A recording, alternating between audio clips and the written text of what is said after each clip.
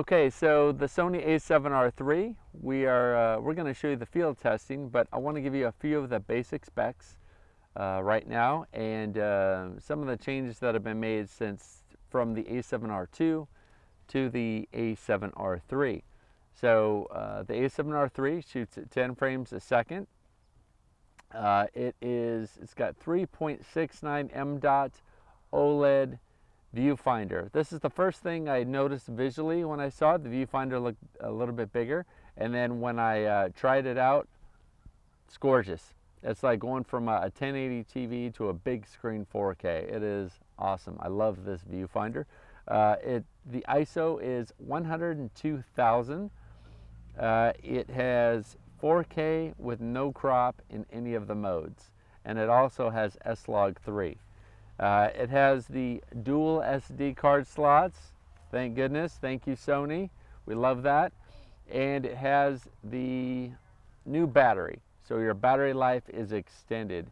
2 batteries, if you're a wedding photographer, lasts you all day. It takes plenty of shots, and you don't have to worry about that battery life getting low.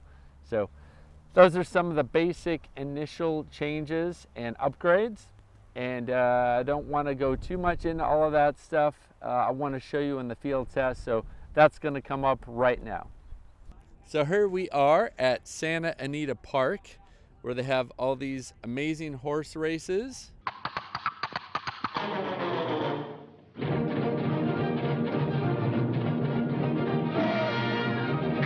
We're going to have some fun and see how this bad boy does tracking some of the horses. So let's go check it out. Okay, so the first field test was focus tracking. The equipment I was using, obviously the A7R III. I used the lens, the 70 to 200 G Master 2.8. I had the settings at ISO automatic, which went to 125. The f-stop was f8 and shutter at 200. I was all the way up against the rail, and that left me about 10 to 15 feet away from the horses as they would pass directly in front of me. So that's as close as the horses would get. So throughout the shots, it did a really good job of keeping focus, and you can follow it all the way through. In this first race, I loved how crisp you could see the dirt being kicked up. There were about 24 out of 30 shots that were usable, definitely usable. So it fell off about 6 times, but for the most part, it is really good. As you can see, as they're crossing in front of me, there's a couple of blurry ones here and there, but it shoots so many shots. We did have it, obviously, at the high-speed shot at 10 frames a second. Obviously, we're going to test that out. And it kept track. Right here, if I go back here, it's blurry. So it falls off to that degree. But the shots are still going to be, and then it's a little blurry, and then it starts getting crisp again, and as they're crossing in front of me. So plenty of usable shots. You can adjust your shutter, and that will fine-tune it. These are the actual images. I did not want to take away any of the images that were used, and I didn't edit them, or it's completely what you see is what you get. So I think the first race, it did a good job. So as it goes all the way through, there go the horses, and then we go on to race number 2. Okay, so race number 2, they make 2 passes here. I decided to zoom in to about 150 to get closer and see how it did with the focus tracking. Everything else was the same. Area, wide area focus, continuous autofocus, all that, everything's the same. So since I zoomed in, it did not track as well. And you'll see that right here. This shot's decent, definitely usable. But about half of the shots, I didn't get the sharpness that I wanted.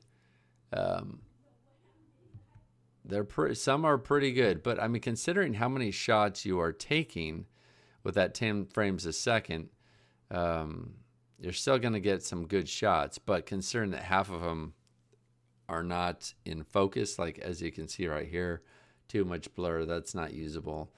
And I'll adjust the shutter. I mean, you can adjust the shutters. Next time around, I would definitely fool around with the shutter a little bit, see if I can get it better. But right there, part of the shots in focus.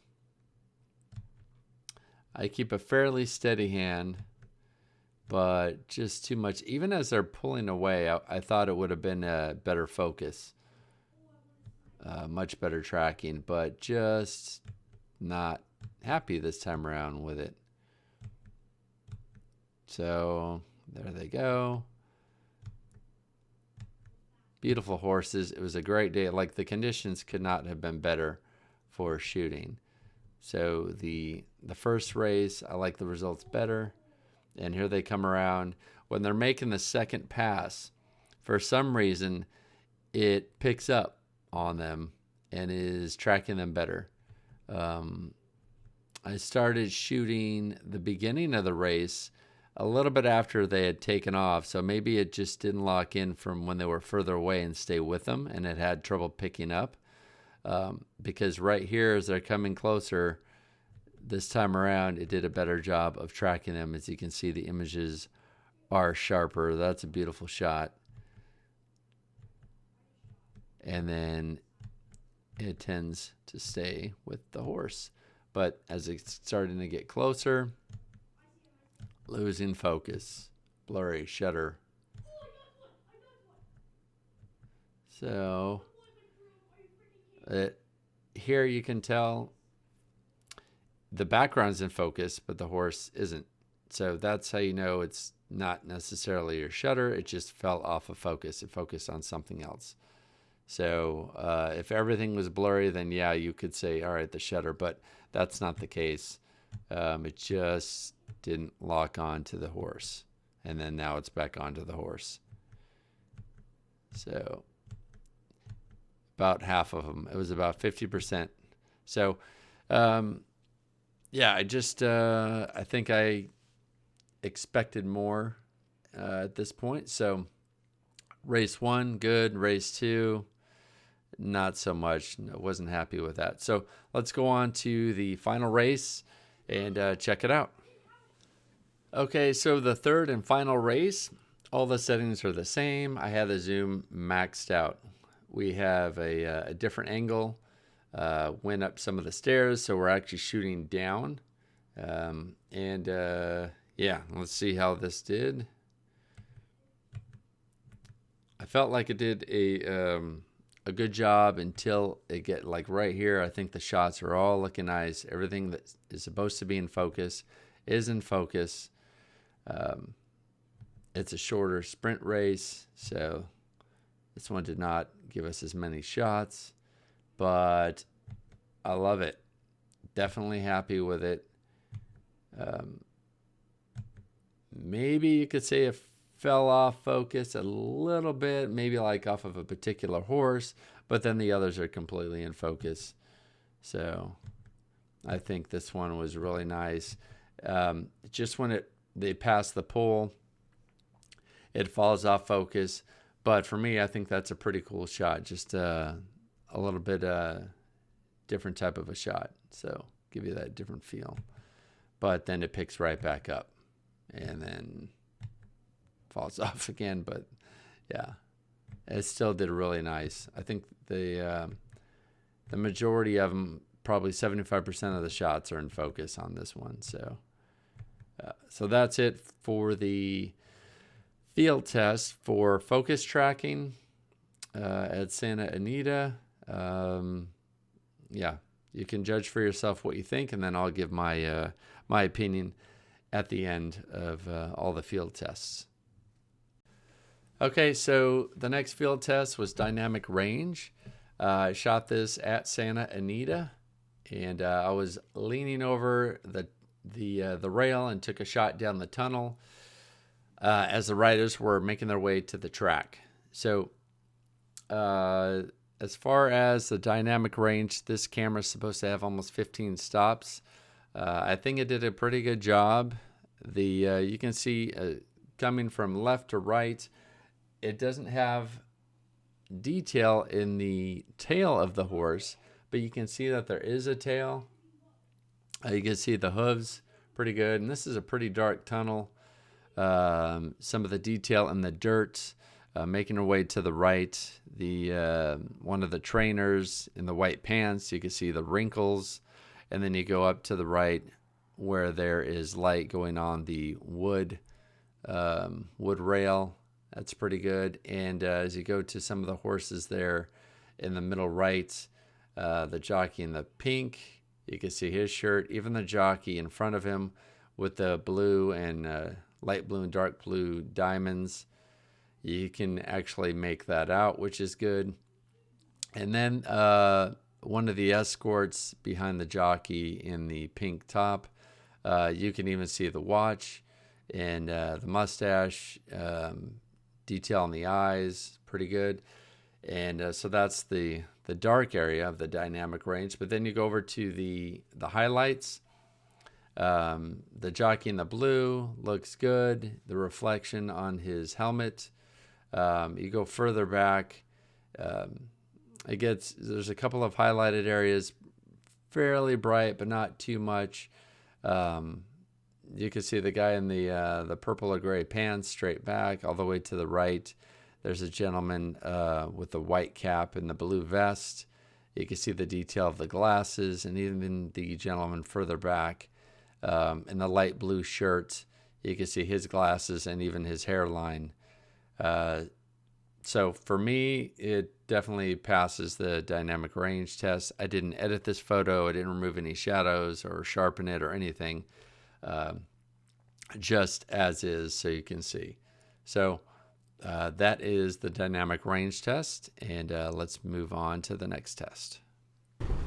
Okay, so now we're testing pixel shifting on the A7R III. We're going to see how that works and what it looks like, and we're going to do it from Los Angeles Union Station. So let's try it out, see what happens. Okay, so the next field test is pixel shifting.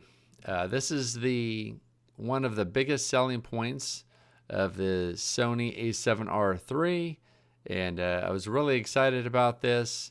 And we went to LA Union Station. It's a beautiful area, and it's been used in a lot of movies, and I felt like it'd be perfect for pixel shift. So we did 4 of them. I'll show you, this is the best one, and then I'm going to show you the problems. So the equipment that we used was just a tripod. I used the Sony 24-70 G Master. I had it on wide area. I had f11. The shutter was at 1/160th, ISO 800, and so here we did. And pixel shift, it takes 4 shots, in case you don't know, and it combines them together, and you get massive amounts of pixels, which is supposed to give you some good detail. So here it is. So as you get in closer, I think this one came out pretty nice. I was actually pleased with it. I had really high expectations. So did it meet those? Well, I'll tell you at the end of the video, but you be the judge. So it's also a pretty good test for dynamic range. Even though we just did that, it does start to lose some quality as you get closer, but overall, you got the rafters, the lights. This was just before sunset. So you can see the reflections. Everything's pretty clear. I mean, it's a pretty huge area that it's covering. And this, keep in mind, remember, this is the best of the bunch that we did. We just put it on a tripod. There was nothing moving. There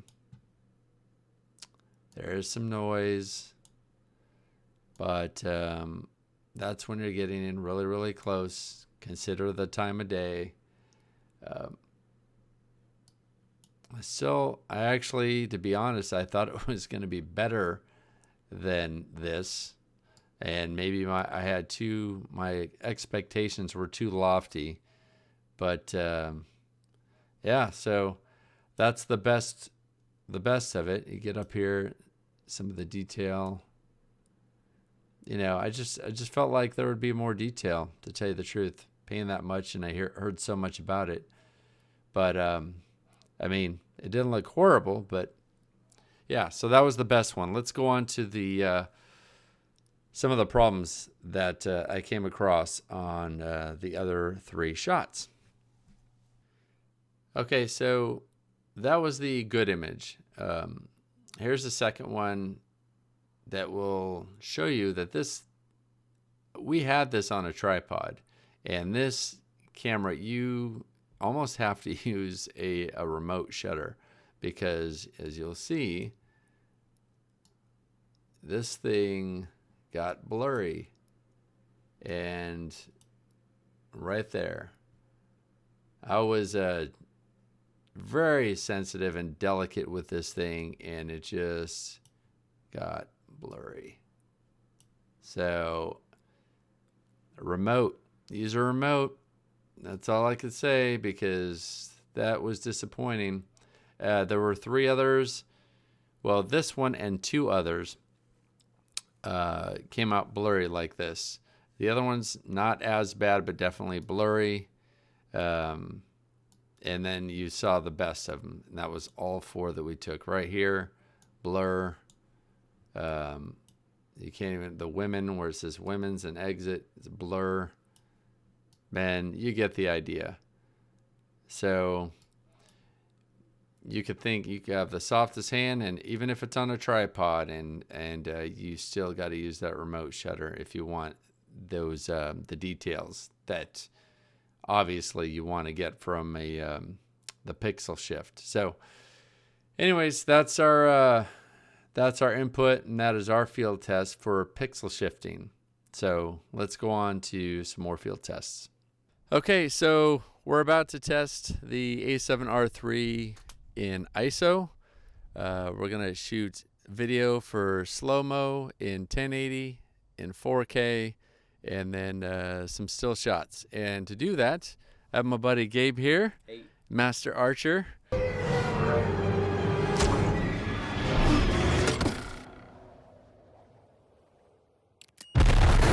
So we're going to go out, where are we going? Out in the sticks? Yeah, literally out in the boonies. We're going out in the boonies. It's going to be really dark, so this is actually a really good ISO test for the A7R III. Hopefully it works out good. And yeah, let's check it out, see what happens. Okay, so the first shots that we were recording, we recorded in 4K at 30 frames a second. So this is regular speed. The quality was good. All we had for lighting was a flashlight. And let me tell you, it was dark. This is out in the sticks. There's no lighting around except for a couple of buildings that were really far off, a couple of houses. So everything was pitch black. It's got pretty good definition. Clarity's good. You can't see Gabe too well, but you can see that he's there. And considering how dark it is, I think that's more than acceptable. But you be the judge. It's, for some people, you're going to love it, and others not so much. So I was happy with it. Then as you see, when we move the flashlight over there, it looked even better. So now we're moving into the slow motion shots. We have this set at 1080 at 120 frames a second. Really cool. It's not very grainy. You can see Gabe. The flashlight is far away from him. Different angles. There's good clarity. Again, pitch black, and you can even see his skin tone. Yeah, really, I was really pleased with this. So especially compared to the competition out there. Some close-up shots, good detail. That's the slow-mo. Here's some more slow-mo. Just pretty good detail, and it's going to be one of those things where it's whatever your preference is. When you compare it to the competition, I think it does a really good job. some of the other cameras out there, the ISO just doesn't cut it. So for low light, and right here, those are just the lights from the arrows. I think it's really good. This is them taking out the arrows, and then picking them up with a little bit more light around them. And as you can see, more definition. So when you throw in a little bit of light, it looks really, really good. All right, so there you go. That's our low light test, ISO for video and some stills. Thanks to Gabe, our archery professional here.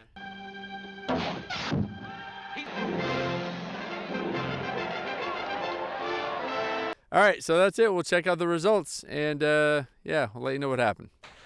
All right, so the final part of our field testing is going to be testing the buffer. So what we're going to do right now, I'm going to fire shots off in RAW, JPEG, and then RAW and JPEG, and see how long it goes before the buffer kicks in, and I'm going to time it. So let's go with RAW first.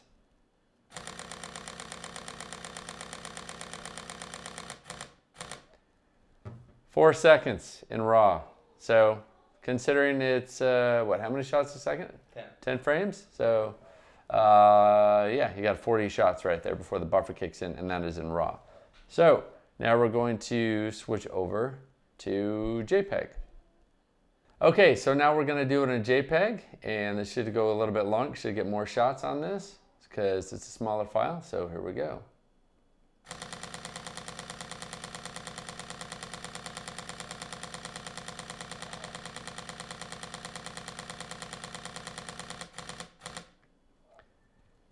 .46, so you're looking at 104 shots, so that's pretty good. All right, now we're going to do the last one. That's going to be RAW and JPEG. Okay, so we did RAW, we did JPEG. Now the last one is RAW and JPEG. Let's see what happens here.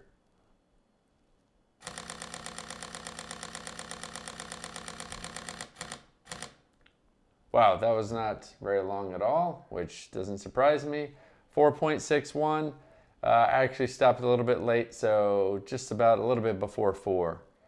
So you're looking at a 3+ for RAW and JPEG. So that's it for that part of the field test. And yeah, we'll give you a summary coming up right now on what our thoughts are, what my thoughts are, and kind of all the tests in general, and how the Sony A7R III performed. Okay, so that's the field test for the Sony A7R III.